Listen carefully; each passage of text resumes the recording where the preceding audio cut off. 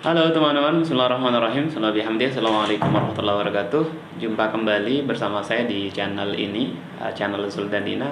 Seperti biasa teman-teman, saya akan berbagi sesuatu yang menurut saya bermanfaat kepada kita semua.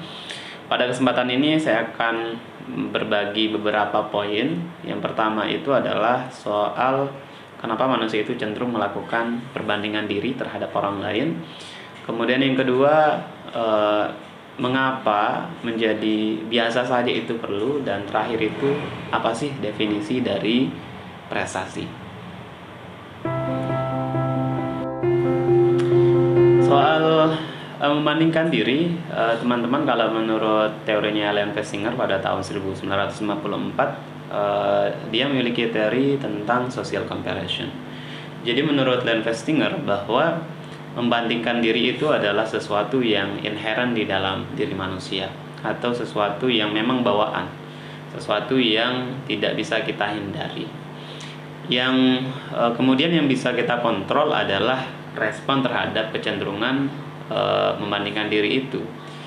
Yang kerap kali menjadi masalah teman-teman ketika kecenderungan ini muncul di dalam diri kita itu adalah kita meresponnya secara negatif.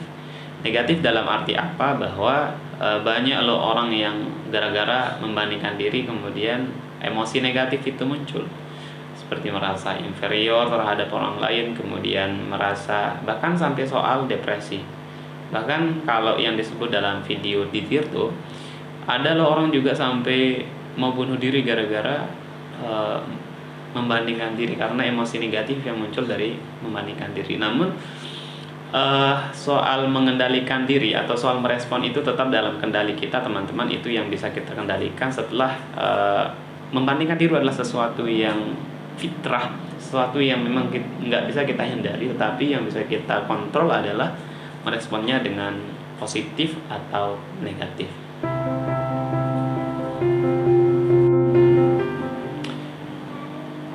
Ya, kenapa menjadi biasa saja itu perlu ya? Jadi salah satu alasannya kenapa menjadi B atau yang menjadi biasa itu menjadi perlu, itu alasannya sangat jelas ya teman-teman. Karena tadi kan kita sudah bahas soal membandingkan diri yang kerap kali menyebabkan orang emosi negatifnya muncul dari akibat membandingkan diri itu. Jadi salah satunya adalah untuk menekan itu semua, sehingga merasa B itu perlu loh dengan alasan itu. Dan untuk menjadi B aja atau menjadi biasa saja teman-teman, memang sebenarnya kalau mengukur diri dengan orang lain, atau misalnya dalam konteks membandingkan diri kepada orang yang lebih bisa daripada kita, kalau menurut teori logika ya, teori logika, mengukur diri terhadap sesuatu yang tidak sama itu adalah sesuatu yang cacat secara logika. Jadi secara ilmiah itu kita sudah melakukan sebuah logical fallacy atau kecacatan logika yang cara berpikirnya sudah tidak benar, karena rumus membandingkan itu harus terhadap sesuatu yang sama. Sehingga kalau mengukur diri itu teman-teman, lebih baik kita mengukur diri kita itu dengan diri kita sendiri. Jadi dengan mengenal diri kita, kemudian mengukur diri kita, kemudian kita tahu arah yang mana yang kita tuju. Meskipun seiring pergaulan kita, dengan interaksi kita di sekolah, kemudian di tempat kerja, kemudian kita secara tidak langsung akan muncul kecenderungan untuk membandingkan diri. Dalam konteks itu tetap tanamkan diri bahwa memang mengukur diri terhadap sesuatu yang tidak sama itu adalah logical fallacy. Kemudian yang kedua, respon dengan positif, respon dengan cara yang positif. Bagaimana cara merespon dengan yang positif? Salah satu hal yang bisa saya bagi kepada teman-teman itu adalah dengan setting kepala kita atau cara pandang kita. Berpikirlah positif. Itu yang bisa saya share, dan kalau pengalaman saya itu bekerja ya untuk memindset pikiran saya dengan hal-hal yang positif. Dan alasan kenapa sih menjadi B itu perlu kayak gitu, karena memang tidak ada yang kita tahu teman-teman, baik itu dari agama, eh, bahwa konsep kehidupan ini bukan untuk berlomba-lomba siapa yang lebih berprestasi. Nggak gitu konsepnya. Yang buat konsepnya kan manusia sebenarnya. Yang kadang yang secara umum yang kita anggap sebagai suatu kebenaran di dalam kehidupan itu rata-rata adalah konsepsi dari kita sesama manusia. Sekali lagi kemudian, hidup itu bukan perlombaan yang harus membuat kita muncul emosi negatif, kemudian meninggalkan hal-hal yang sebenarnya lebih penting kita lakukan, kayak gitu. Sekali lagi, menjadi biasa saja itulah sebuah konsep lain yang bisa kita jalani dalam kehidupan, bahwa di dunia ini tidak hanya ada satu jalan, satu konsep dalam menjalani kehidupan. Baik, soal prestasi ya. Jadi pertama kita berangkat dari apa sih definisi yang kita pahami soal prestasi. Jadi kalau menurut saya teman-teman, prestasi hari ini terkonotasi pada pencapaian pribadi seperti juara, terus kesana kesini, punya pencapaian, pernah nampil di sini, kemudian dan sebagainya lah, yang sekitaran soal itu kayak gitu. Dan saya perhatikan itu menurut saya disebabkan oleh teknologi informasi, atau dalam hal ini adalah media sosial.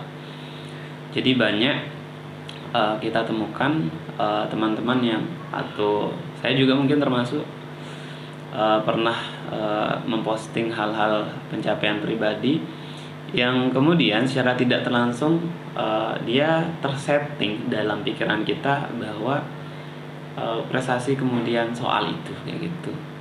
Yang kemudian definisi yang lain itu kemudian tertutup. Nah, karena saya lupa ini siapa yang punya teori, karena rumus manusia itu akan menganggap sebuah kebenaran atau sesuatu yang dianggap itu sebagai pakem kalau itu terus dinarasikan atau diproduksi melalui media. Bahkan dalam filsafat itu kita akan menemukan bahwa sesuatu yang terus diulang, diproduksi teman-teman lewat media itu, dia akan menjadi sebuah kebenaran. Jadi gitu kata filsafat. Nah, jadi ada definisi yang tertutup dari prestasi yang tadi itu juga termasuk prestasi teman-teman, karena setiap kita diberikan kelebihan oleh Tuhan, kita punya potensi yang kita disediakan oleh baik pemerintah, kemudian baik itu lembaga sekolah kita, untuk menuangkan potensi yang kita miliki, dan itu adalah prestasi. Namun konteks yang ingin kita jelaskan adalah ada hal yang tertutup karena media sosial, dan saya pikir banyak faktor ya yang menyebabkan itu tertutup. Nah, yang tertutup itu yang pertama adalah spiritual dan bersosial. Spiritual ini termasuk soal pencapaian pribadi teman-teman, tapi ini kita jarang loh dengar ternarasi dalam media sosial, sehingga membangun cara berpikir kita bahwa itu juga prestasi gitu. Saya ingin sampaikan ini juga mungkin perlu didorong bahwa ini juga termasuk dari prestasi, tidak hanya pencapaian mungkin kognitif, kemudian skill, kemudian soal itu juga semua prestasi, tapi yang juga prestasi adalah bagian inherent dari diri kita, yakni spiritual. Kenapa teman-teman? Karena sebagai orang yang beragama, tentu pencapaian spiritual itu adalah sebuah prestasi. Ya mungkin kalau mungkin sisinya aja yang beda. Ini berprestasi menurut Tuhan kalau soal spiritual ya. Tapi saya ingin tekankan itu tanpa menegasikan prestasi kognitif, kemudian skill dan sebagainya. Berikutnya ada definisi yang menurut saya juga tertutup, itu adalah skill, prestasi dalam pencapaian dalam bersosial.